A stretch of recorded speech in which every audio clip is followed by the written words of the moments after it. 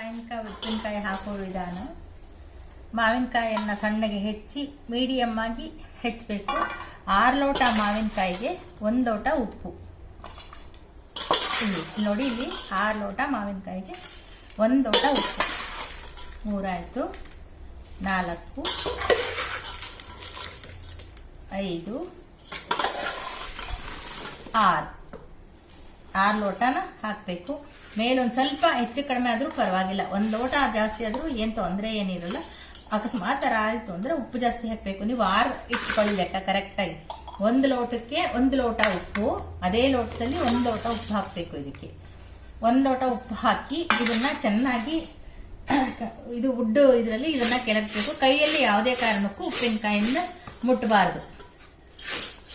ಈ ಥರ ಮಾಡಿಬಿಟ್ಟು ಒಂದು 3 ದಿವಸ ಇದನ್ನು ನೀರಲ್ಲಿ ಒಂದು ಬಾಟ್ಲಿಗೆ ಹಾಕಿ ನೀಟಾಗಿ